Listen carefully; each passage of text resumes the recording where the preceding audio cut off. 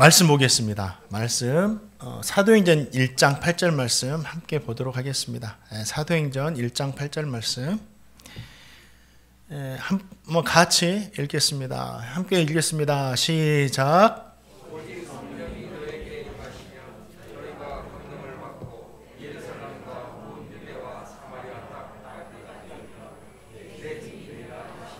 아멘. 아멘. 아멘입니다. 너무 귀한 말씀이죠. 너무 귀한 말씀.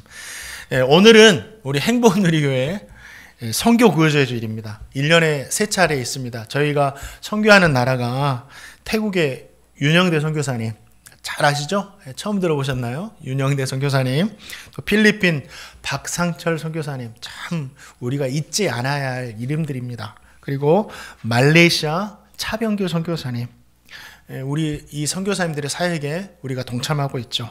오늘은 그 첫 번째로 태국을 위한 선교 주일입니다. 태국에는 원로 목사님이신 윤영대 목사님께서 선교사로 파송되어서 화야실 신학교를 통해서 현지인 목회자와 또 청년들, 청소년들을 지금도 복음으로 세워가고 계십니다. 목회할 때보다 더 기뻐하시더라고요. 1월에 시작된 상반기에 태국 선교 사역이 지금도 진행되고 있고 4월 중국 목대원 사역을 마지막으로 상반기 선교 사역이 마무리가 됩니다. 화야실 신학교는 목회자 훈련과 함께 태국에 있는 9개 산골 교회도 섬기고 있습니다. 산골에 있는 작은 교회들이에요. 이게 교회인가 할 정도로 교회들인데 그 교회들과 한국교회와 이렇게 연결해가지고 한국교회가 후원할 수 있도록 이 사역도 하고 있습니다. 우리 교회는 아극교회라는 정말 작은 산골 교회에 연결돼가지고 올 1월부터 계속해서 후원하고 섬기고 있습니다. 1월부터 태국에서 전해온 선교 소식들을 제가 간간히 이렇게 주보를 통해서 우리 성도님들에게 알려드렸는데 그 선교를 좀 모아가지고 한 2분 정도 영상으로 만들었거든요. 우리 함께 보도록 하겠습니다. 네, 틀어주실래요? 네.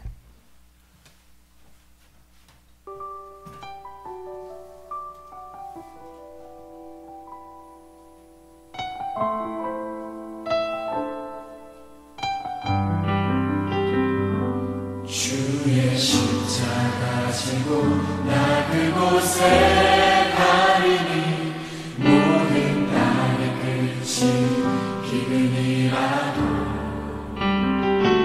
주님 그곳에 나 보내셨으니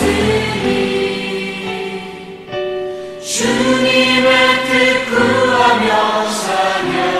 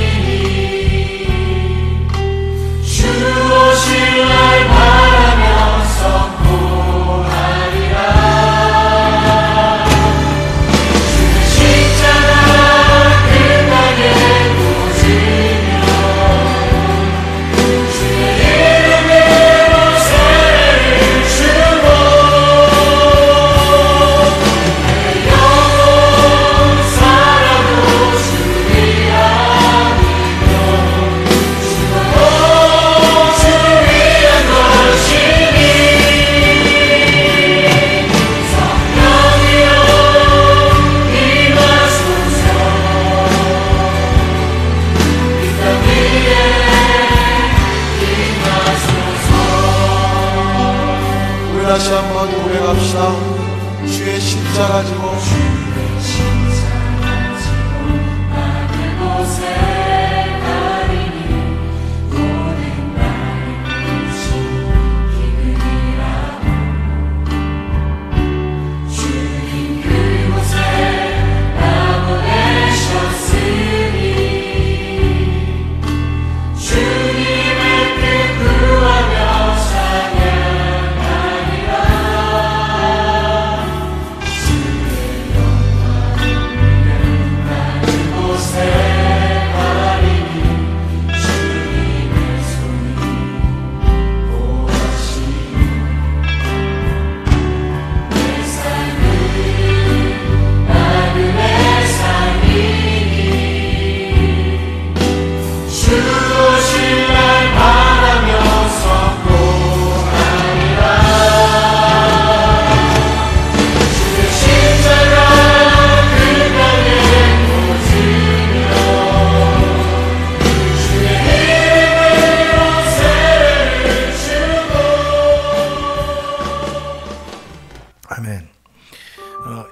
만들면서도 저는 가슴이 좀 벅찼는데 영상을 보면서도 하나님이 주시는 그런 은혜들이 있습니다. 우리 행복누리교회와 성도님들이 선교 헌금과 선교의 기도로 우리가 태국 선교사에게 이렇게 동참하고 계시는 겁니다. 이게 윤영자 선교 혼자 한 게 아니라 우리 모두 함께 이루어 놓은 사역들이고 계속해서 이루어 갈 겁니다. 저와 성도님이 선교의 현장에 있지 않다고 해서 선교를 하지 않는 것이 아닙니다. 우리 성도님들 일터에 나가서 한 주간 열심히 일하시잖아요. 그러면서 그 물질로 우리가 선교헌금도 드리고 하나님께 헌신하잖아요. 그렇기 때문에 우리 성도님들도 선교의 삶을 살고 있는 겁니다. 나의 삶은 선교의 삶이에요. 내가 선교의 삶을 살고 있구나. 우리도 모르는 사이에 그 삶을 살고 있는 겁니다. 마리아가 주님께 향유옥합 부어드리잖아요. 마리아가 예수님의 장례를 위해서 그렇게 했겠습니까? 그런데 우리 주님께서 나의 장례를 위한 것이다. 자기도 모르는 사이에 주님의 십자가, 그 주님의 사역에 동참을 하고 있었다라는 거죠. 우리 성도님들은 헌금을 드린 것뿐인데 너희가 귀한 선교사에게 동참하고 있다라고 우리 주님께서 우리에게 말씀해 주십니다. 우리 성도님들이 계시지 않으면 선교의 전진은 없습니다. 선교사님 혼자 가능하다고 아닙니다.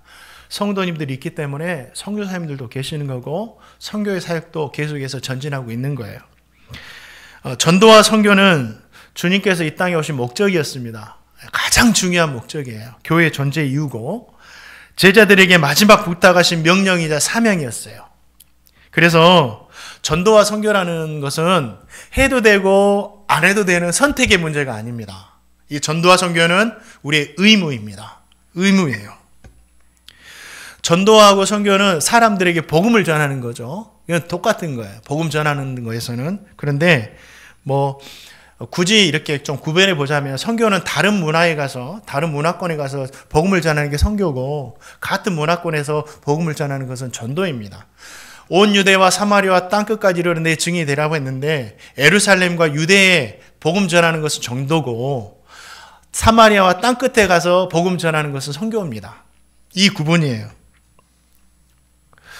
바라기는 저 성도님 모두가 이 말씀은 다른 사람에게 주시는 말씀이 아니라 우리 교회에 주시는 말씀이고 우리 성도님들에게 주신 말씀이기 때문에 주님 다시 오실 때까지 이 선교에 쓰임받는 교회가 되고 우리 성도님 되시기를 주님의 이름으로 축원드립니다.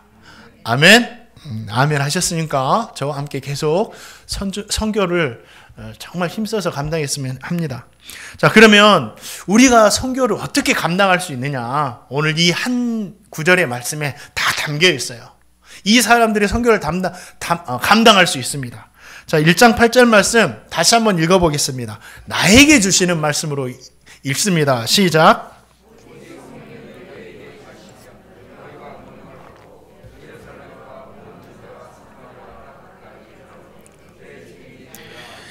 이 말씀 한 구절에요. 저와 성도님이 선교를 어떻게 감당해야 되는지 다 담겨 있어요. 놀라운 능력의 말씀이에요. 주님은 제자들에게 선교의 사명을 감당하기 위해서 가장 먼저 성령이 임해야 된다. 오직 성령이 너에게 임하시면 성령의 임하심을 받아야 된다. 왜 그렇죠? 선교는 내 힘으로 감당하는 것이 아니에요. 내 물질로 감당하는 것이 아니라 선교는 오직 성령의 능력으로 감당할 수 있는 것이기 때문이에요. 성령의 능력 없이 절대로 선교를 감당할 수 없습니다. 왜 그러냐면 이 선교가 복음 전하는 거잖아요. 이 복음이라는 것이 완전히 육체적이면서 완전히 영적인 겁니다. 복음이 완전히 영적인 것만이 아니야. 완전 육체적이면서 완전히 영적인 거예요. 복음을 전할 때 우리가 구원받잖아요. 복음을 듣고 이 구원받을 때 우리가 영혼만 구원받는 것이 아니라 이 육체도 함께 구원을 받는 겁니다. 예수님께서 십자가에 부활하셨을 때 영혼만 부활하신 것이 아니라 육체와 함께 부활하셨잖아요. 영과 육체가 함께 구원받는 것이 진정한 복음 사역이에요. 그렇기 때문에 이건 육체만 가지고 있다고 해서 이 복음 선교를 감당할 수 있는 것이 아니라 이 육체 가운데 성령이 임해야 돼요. 성령의 충만함이 임해야 됩니다. 그러면 우리는 문제가 한 가지 있어요. 다 육체를 가지고 계시잖아요. 이 육체 가운데 뭐가 우리에게 이제 임해야 돼요? 성령의 충만함. 성령의 임하심이 있을 때 우리가 이 선교의 사명을 감당할 수 있다라는 거죠. 그러면 우리가 이 성령의 충만함, 성령의 능력 어떻게 받을 수 있느냐? 자, 사도행전 1장 14절 말씀 한번 같이 한번 읽어보겠습니다. 시작.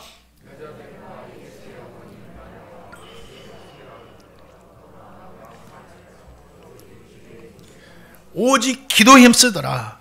예수께서 부활 승천하신 것을 본 제자들과 예수님을 따르던 여인들이 마음을 같이해서 뭐 하고 있어요? 기도하고 있습니다. 기도하고 있어요. 성령 충만을 받던 오순절 그 날에도 그들이 한 곳에 모였는데 무엇을 했냐면 기도했습니다. 기도하자 어떤 일들이 일어나느냐? 성령의 역사가 막 일어납니다. 성령의 충만함이 임합니다. 우리 경험해 본 적 있으실 거예요. 우리 장로님께서도 뭐 기도하다가 정말 부흥회 가운데 기도하다가 성령의 엄청난 임하심, 능력을 맛봤다고 했는데 기도할 때 이 성령의 역사가 일어나는 겁니다. 자, 사도행전 2장 4절 말씀이 그것을 우리에게 증거해줘요. 읽겠습니다. 시작. 성령의 충만함을 받고 성령이 말하게 하심을 따라 다른 언어들로 말하기를 시작하니라. 방언으로 기도하는 거죠. 자, 기도하자 제자들이 성령의 충만함을 받습니다. 그리고 제자들은 방언으로 기도하기 시작합니다. 다른 언어들로 막 기도하는 거예요. 놀라요, 사람들이. 야, 우리가 다른 나라 사람인데 이들이 기도하는 것이 우리 귀에 들린다. 이게 어찌된 일이냐. 그리고 더 놀라운 일들이 있는데 베드로가 성령 충만을 받고 복음을 전합니다. 막 예수 그리스도에 대해서 복음을 전하니까 거기에 있는 사람들이 베드로의 말을 막 다 알아듣는 거예요. 베드로의 설교를 알아들어요. 그리고 그날에 엄청난 역사가 일어나는데 예수님을 믿고 성도된 자가 3,000명이나 더했다라고 이런 역사가 일어납니다. 성령의 능력을 받자. 사랑하는 성도님들, 기도가 아무것도 아닌 것 같지만 우리가 그냥 하나님께 기도하는 것 같지만 기도에 능력이 있는 거예요. 기도할 때 성령 충만함이 있습니다. 다른 방법은 없어요. 우리가 성령 충만함을 받는 방법은 기도 외에는 다른 방법이 없습니다. 기도할 때 성령의 능력을 힘입어서 이 선교의 사명도 감당할 수가 있는 겁니다. 이게 역사적으로도 우리에게 알려져요. 미국에 건초더미 기도회라는 것이 있습니다. 아주 유명해요, 역사적으로. 1806년에 윌리엄스 대학에 신입생으로 입학한 청년이 있었어요. 그 청년은 사무엘 밀즈라는 청년입니다. 그는 해외 선교에 관심을 가지고 있었고 자기와 함께 뜻을 같이 하는 청년들을 모아가지고 정기적으로 해외 선교를 위한 기도 모임을 인도합니다. 1806년 8월 초 어느 토요일이었습니다. 밀즈가 자신을 비롯해서 동료 5명과 캠퍼스에 남아가지고 오늘은 계곡에 있는 나무 아래에서 기도하자 하고 가고 있는데 갑자기 먹구름이 올려오더니 소나기가 막 내리는 겁니다. 그래서 그들은 옆에 있는 건초더미에 몸을 피하고 그 안으로 들어갑니다. 그래서 거기에서 이야기를 나누는데 아시아 선교에 대한 이야기를 나눕니다. 우리가 그들에게 복음의 빛을 가져다 주자 하면서 그 건초더미 안에서 5명의 친구들과 밀즈가 기도하기 시작합니다. 그 건초더미 안에서. 그때 그 기도의 가운데 성령의 충만함이 임하게 됩니다. 그 건초더미 기도가 시발점이 되어가지고 온 미국 땅 가운데 청년들이 일어나기 시작해요. 그래서 해외 선교를 위해서 헌신하기 시작합니다. 계속해서 그 건초더미 기도가 이어지다가 누구까지 이어졌냐면 평신도 전도 왕이었던 드와이트 무디에게 이어졌고 1886년 7월에 이 무디가 대학생들을 연합해가지고 한 달간 수련회를 갔습니다. 한 달간 수련회를 가져요. 이 수련회에서 100여 명의 학생들이 선교의 헌신을 하게 되고 세계 선교에 불을 지핀 학생 자원 운동이 시작되었습니다. 학생들을 헌신시켜가지고 선교사로 막 파송하는 거예요. 미국의 많은 청년들이 복음을 위해서 전 세계로 막 흩어지기 시작하는 거예요. 이 기도의 이거가 시발점이 돼가지고요. 그 중에 한국의 복음의 씨앗을 뿌린 미국의 선교사 호러스 언더우드, 아펜젤로도 있었어요. 이 청년 중에. 그러니까 한국 선교도 거슬러 올라가 보면 건초더미 기도회부터 시작된 겁니다. 사랑하는 성도님들, 기도가 아무것도 아닌 것 같지만 기도할 때 성령 충만함을 받습니다. 기도할 때 성령의 능력을 받게 됩니다. 기도할 때 선교의 사명을 감당할 수 있는 거예요. 사랑하는 성도님들, 그래서 성도님, 저와 성도님 모두가 기도함으로 성령 충만을 받아서 선교의 사명을 감당해 가시기를 주님의 이름으로 축원드립니다. 우리가 세상에 나가서 일주일간 사는 것도 선교의 사명에 동참한다고 제가 말씀드렸잖아요. 나도 모르는 사이에 세상에서 한 주간 믿음으로 사는 것도 내 힘으로 사는 것이 아닙니다. 그것도 진짜 선교의 사명이라고 믿는다면 저와 성도님이 기도하시고 성령 충만을 받아서 한 주간의 삶을 선교적인 삶으로 살아가시기를 주님의 이름으로 다시 한번 축원드립니다. 또 어느 때 성령이 충만하게 임하게 되느냐? 자, 사도행전 2장 38절 말씀 읽어보겠습니다. 너무 귀한 말씀 읽겠습니다. 시작.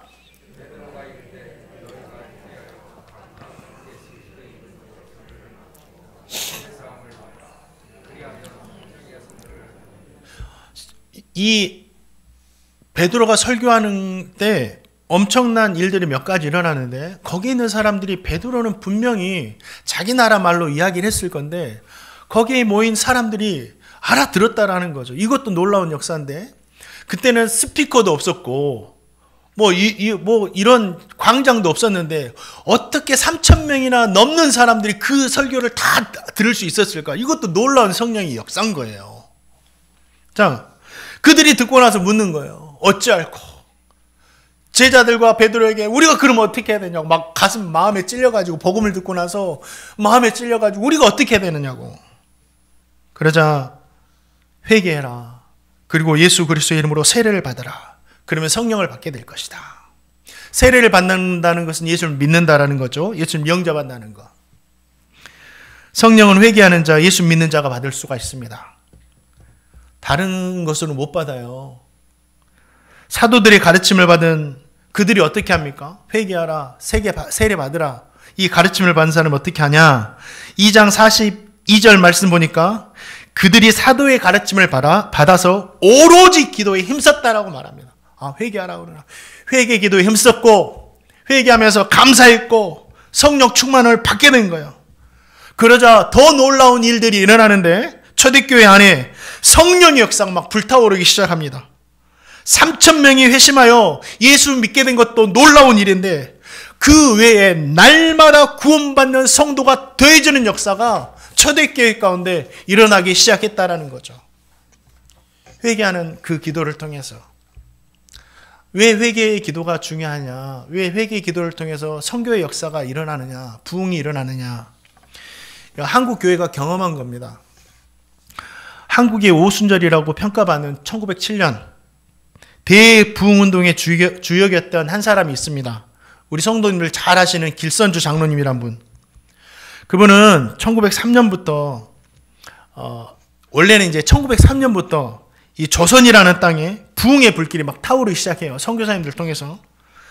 선교사들은 이 부흥의 불길을 전국으로 뻗쳐가자 하면서 전국에서 신년 초에 특별 집회를 갖기로 합니다. 그리고 나서 그 계획에 따라서 평양에서도 신년 특별 집회가 열리죠. 평양 장대은교회에서 열린 집회, 그 당시 1,500명가량이 모여가지고 하나님께 기도하고 찬양하고 예배를 하기 시작했습니다.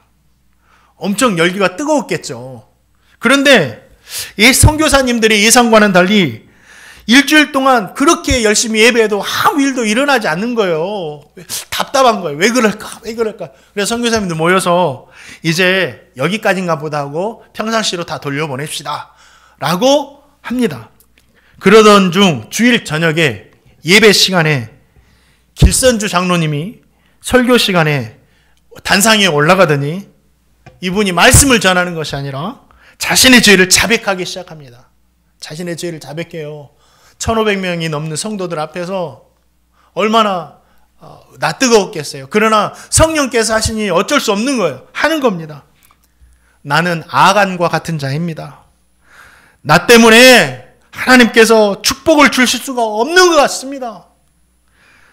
저는 약 1년 전에 친구가 죽으면서 나에게 자신의 집으로 부르더니 말하기를 내가 이제 떠나게 되었으니까 내 살림을 좀 돌봐달라고 부탁을 했습니다. 그 부탁을 받고 나서 내가 돌봐줄 테니까 염려하지 말라고 친구를 떠나 보냈습니다. 그런데 저는 그 재산을 관리하면서 미와 $100 상당을 훔쳤습니다. 내가 하나님의 일을 방해한 것입니다. 내일 아침에는 그 돈을 민망인에게 돌려줘야 되겠습니다 하면서 자신의 죄를 자백하고 성도들 앞에서 하나님 앞에서 회개하면서 막 가슴을 치며 우는 거예요. 길선주 장로가 회개하자 교회당을 억누렸던 이상한 힘 같은 것이 사라졌다라고 기록에 보면 나와요. 그날 밤 예배가 7시에 시작됐는데 새벽 2시가 넘도록 진행이 돼도 꺼지지가 않는 거예요. 우리는 1시간, 2시간 예배 드린다면 힘든데 7시부터 시작된 그 예배가 새벽 2시가 되고 넘어도 이것이 꺼지지 않는 거예요. 그리고 그 회개 기도는 길선주 장로 한 사람의 회개 기도는 평양 대부흥운동의 시발점이 됩니다. 주일마다 온 상점이 문을 닫고 온 성도들이 교회에 와서 예배하고 회개하고 놀라운 영적인 부흥의 물결들이 평양 시내를 휩쓸기 시작했다라는 거죠. 성령의 역사는요, 진정한 회개가 이루어질 때 나타나는 거고 선교의 역사도 마찬가지입니다. 선교가 복음 전하는 거고 예수 그리스도를 믿고 거듭나는 거잖아요. 이것도 회개할 때 일어나는 거예요. 왜 그러냐? 사도 바울은 디모데에게 이런 말을 합니다. 잘 들어보세요. 왜 회개할 때 이런 역사가 일어나는지. 큰 집에는, 디모데야, 큰 집에는 금그릇도 있고 은그릇도 있고 나무 그릇도 있고 질그릇도 있다. 그런데 이 중에 귀히 쓰이는 것도 있고 천히 쓰이는 것도 있는데, 그런데 하나님은 그 중에서 깨끗한 그릇을 귀하게 사용하신다 말씀하시는 거예요. 성령의 사역인 선교도 마찬가지입니다. 주님은 깨끗한 그릇 사용하세요. 회개가 우리를 주님께서 사용하시는 깨끗한 그릇으로 만들어준다라는 거죠. 사랑하는 성도님들, 회개함으로 성령께서 쓰시는 귀한 그릇이 되어서 한 주간 귀하게 쓰임받는 저와 성도님 되시기를 주님의 이름으로 축원드립니다.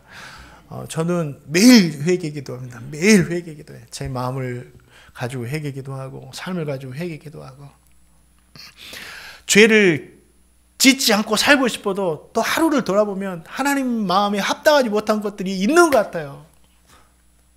언제 이러한 삶에서 벗어날 수 있을까요? 아마 주님 만나기 전까지 못 벗어날 것 같아요. 그러나 참 감사해요. 회개할 수 있는 것을 주셨다라는 것이 얼마나 감사합니까? 회개 기도를 안 주셨다고 생각해 보세요. 고통스럽고 끔찍한 겁니다. 사랑하는 성도님들, 회개 기도를 깨끗게 해주고 하나님의 선교의 도구로 쓰임받도록 해줘요. 그러니까 이 말씀 꼭 간직하시고 매일 회개함으로 아버지께 나가서 깨끗한 모습 되어서 귀하게 쓰임받는 저와 성도님 되시기를 주님의 이름으로 축원드립니다. 또 우리가 어느 때 선교를 감당할 수 있느냐? 선교를 다른 사람에게 주신 거라고 우리가 생각하면 절대 우리는 선교를 감당할 수 없지만 나에게 주시는 거다. 이 선교의 사명은 나에게 주시는 거다. 말씀을 보면 오직 성령이 너에게 임하시면 너희가 권능을 받고 내 증인이 되라 말씀하시죠. 선교는 다른 사람에게 주시는 사명이나 명령이 아니에요. 너에게 주시는 거예요. 너희가 권능을 받고. 너희가 누구죠? 당신은 제자들이었지만 지금은 말씀을 통해서 말씀을 듣는 저와 성도님들이 너희예요. 그렇기 때문에 이 선교의 사명은 다른 사람에게 주시는 것이 아니라 나에게 주시는 말씀으로 받아야 됩니다. 그럴 때 역사가 일어난다고요. 다른 사람에게 주시는 거라면 우리는 쓰임받지 못하지만 나에게 주시는 그 음성으로 들을 때 우리는 이 선교의 역사에 놀랍게 쓰임받을 수 있는 겁니다. 선교사님들 다 그래요. 아무도 모르는 낯선 나라로 가서 복음을 전한다라는 것은 두려운 일입니다. 지금도 뭐 미디어가 발달하고 뭐 왕래하는 시간도 빨라지고 그러잖아요. 그런 시절에도 선교를 하는 것이 두렵고 어려운 일인데 과거 이런 것도 아무것도 없는 상황 가운데서 배 타고 마차 타고 이렇게 가가지고 하나님의 복음을 사역한다라는 것은 이게 결코 쉬운 일이 아니었습니다. 한국의 최초의 선교사라고 하는 언더우드에게도 마찬가지였죠. 어려운 일이었어요. 언더우드 선교사님 한국으로 들어왔지만 이분은 원래 한국으로 들어오고 싶은 마음이 없었고 원래는 인도로 가고자 했던 분이 인도. 나의 사명은 인도다 하면서 했던 분이죠. 그런 언더우드에게 조선에 대한 이야기가 들려왔습니다. 이제 선교를 하게 되니까 조선에 대한 소식도 듣겠죠. 그 선교 소식이 마음을 움직였던지 자기는 인도로 가기로 정해졌으니까 뭐 만나는 사람에게 조선 선교로 갈 것을 막 권면하기 시작합니다. 조선 선교로 가십시오. 헌신하십시오. 하지만 1년이 지나도록 조선 선교사로 가겠다는 지원자가 나타나지 않는 거예요. 조선으로 와서 우리를 도와주십시오 하는데도 나타나지 않는 겁니다. 그러던 중에 마음속에 이런 생각이 들어요. 왜 너는 가지 못하느냐? 이 언더우드에게. 왜 너는 조선으로 가지 못하느냐? 결국 그것을 성령에 주시는 음성으로 듣고 자신이 한국으로 가기로 작정을 합니다. 그래 계획을 수정하죠. 그래서 자신이 속한 네덜란드 개혁교회 선교부에 선교사로 지원을 하는데 자금이 없다라는 이유로 거절을 받습니다. 재차 간청했지만 이런 이유로 거절을 받아요. 계획을 바꿔서 이번에는 장로부 선교부에 선교사로 가게 해달라고, 내가 조선 선교사로 가게 해달라고 요청을 했지만 총무가 쓸데없는 계획을 한다고, 다른 곳도 많은데 왜 그곳을 가려 하느냐고 이렇게 거부를 하죠. 그러던 중에 계속 조선 선교를 해야 되는데 막히는 거예요. 그러던 중에 뉴욕의 한 장로교회에서 담임 목사로 청빙을 받습니다. 아, 하나님이 다른 뜻이 있었나 보다 하고 이제 청빙을 수락하기로 마음먹고 청빙 수락서를 우체통으로 넣으려는 순간 그 마음 가운데 한국에 갈 사람은 없느냐? 한국은 어떻게 할 것이냐? 조선이죠. 음성이 그때는 생생하게 들리는 거죠. 그는 청빙서를 주머니에 넣고 한국으로 가기 위해서 다시 한번 장로부 선교 사무실을 방문합니다. 그런데 전에 자신에게 핀잔을 줬던 그 청문은 보이지 않고 다른 사람을 만나게 되는 거예요. 그게 이제 엘린 우드 박사라는 사람인데, 엘린 우드 박사는 또 조선 선교에 대한 마음이 있었던 사람이에요. 그래서 나도 조선 선교에 대해서 지대한 관심을 가지고 있는데, 그러면서 반겨주는 거죠. 얼마 후 언더우드는 다음 해에 한국 선교사로 임명하게 될 것이라는 회신을 받습니다. 그래서 담임 목사 청빙서를 다 내려놓습니다. 그리고 1884년 7월 28일 장로교 선교부를 통해서 한국 최초의 선교 목사로 임명을 받고 파송을 받아가지고 조선으로 들어오게 되고 사명을 감당하죠. 평양이 동방의 예루살렘으로 불리게 하는 최초의 시발점이 바로 언더우드 선교사였던 거예요. 네, 사랑하는 성도님들, 하나님은 선교를 위해서 다른 사람 부르시는 게 아니에요. 네, 다른 사람 부르지 않습니다. 지금도 나를 부르고 계셔요. 왜 너는 가지 못하느냐? 모두가 이 선교의 사명을 나에게 주시는 말씀으로 받으시기 바랍니다. 그리고 선교의 의무를 다하면서 살아가시는 저 성도님 되시기를 주님의 이름으로 축원드립니다. 마지막으로 우리가 이제 선교사로, 제가 막 여러분 선교사입니다, 여러분 선교의 사명을 살아야 됩니다 이렇게 말하는데, 그러면 우리가 어떤 선교사로서 어떻게 선교의 의무를 감당하며 살 것인가, 거기에 대해서 마지막으로 생각해 보기를 원합니다. 자, 로마서 16장 3, 4절 말씀 한번 읽어보겠습니다. 읽겠습니다. 시작.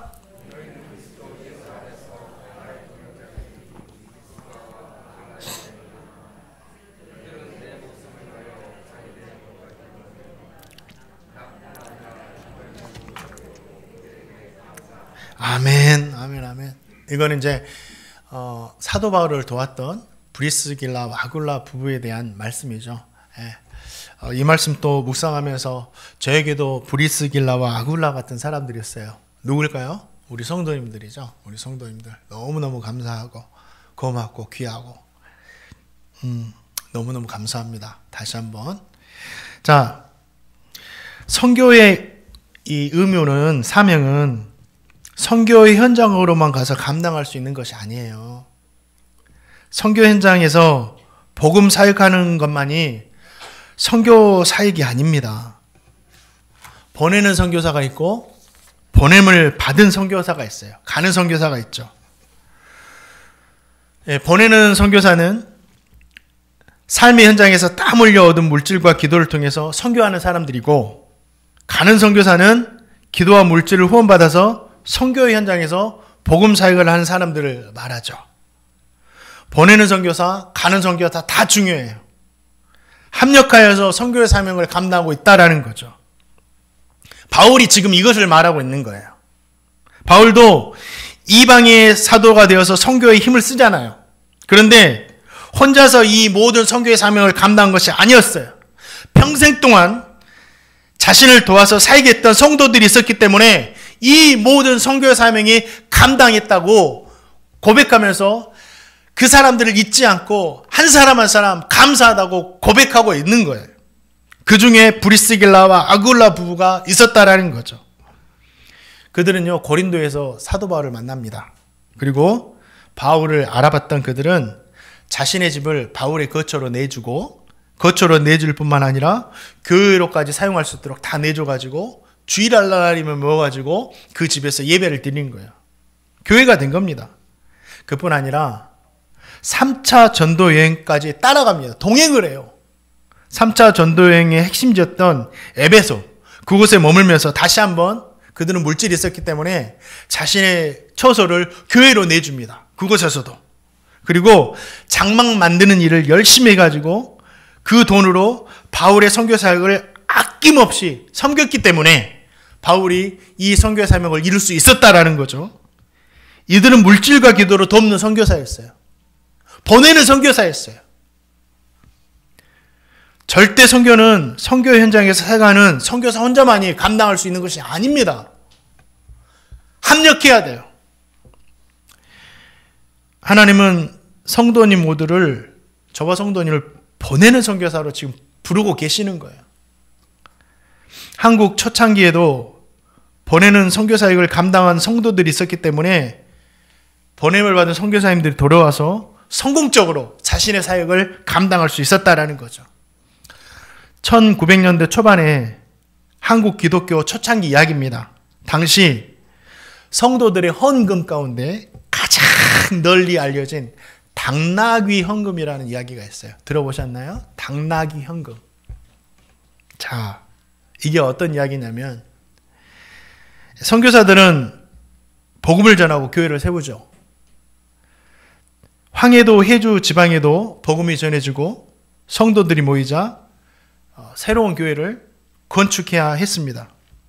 성도들이 교회 건축을 위해서 자신들의 헌물을 가져다가 교회에 쌓아놓습니다. 그때 당시에는 물질 있는 사람은 돈으로 했겠지만 성도들이 돈이 없어요. 그래서 자기가 가지고 있는 물건들, 그래서 다 내놓습니다. 이거 팔아가지고 교회에 쓰시라고.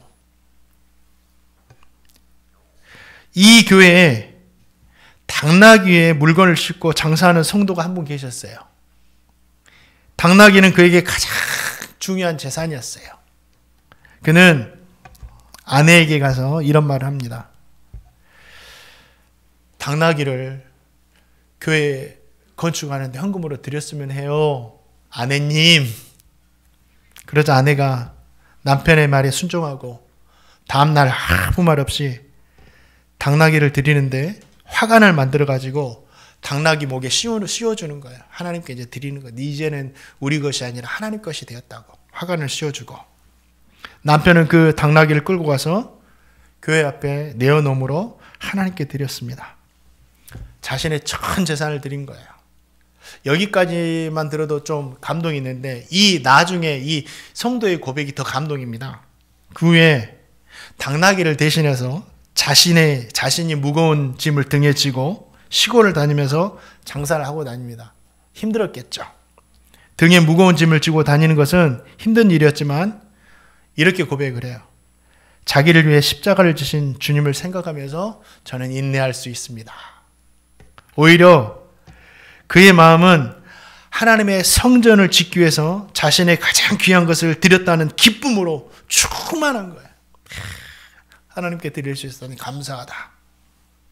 선교사들은 이 당나귀 헌금 이야기에 깊은 감명을 받았고 선교사에게 더 힘을 낼 수 있었다라는 거죠. 예. 선교사만 일을 했던 것이 아니에요. 선교사를 도와서 함께 일했던 성도들이 있었어요. 또 선교사들이 본국으로 돌아가서 한국 성도들의 눈물 어린 헌금에 대해서 이야기하면서 도전을 주는 거예요. 본국에 있는 성도들에게. 성도들이 또 도전을 받고 또 선교에 헌신하고 더 많은 것들을 한국으로 보내기 시작했죠. 오늘 한국 선교의 성공은 그냥 있는 것이 아니에요. 보냄을 받아서 오는 선교사님들 계셨지만 진짜 한국 성도님들이 위대해요. 선교사님들 기도와 물질로 도왔던 보내는 선교사들, 성도들이 있었기 때문에 가능했었다라는 거예요. 우리 교회가 세워진 것도 당나귀로 하나님께 드렸던 그 성도들의 헌신이 있었기 때문에 교회가 지금까지 세워졌던 겁니다. 사랑하는 성도님들, 하나님은 저와 성도님을 보내는 선교사로 부르고 계세요. 그 부름에 순종하시기를 바랍니다. 과거의 성도들처럼 당나귀 드리고 당나귀 대신 해서 짐을 짊어진 그 성도들의 신앙처럼 얼마나 귀합니까?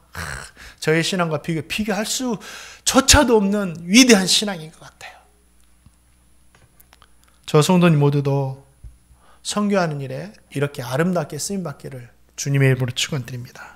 말씀을 맺습니다. 선교는 내가 하는 것이 아니에요. 성령의 능력으로 감당하는 것입니다. 기도하고 회개하여서 성령의 임하심과 충만을 받아서 한 주간도 선교사로서 잘 살아가시기 바랍니다. 선교는 다른 사람에게 주시는 사명이 아니에요. 나에게 주시는 사명이고 모두가 보내는 선교사로 그 사명 감당하며 살아가시는 저와 행복누리교회 성도님 되시기를 주님의 이름으로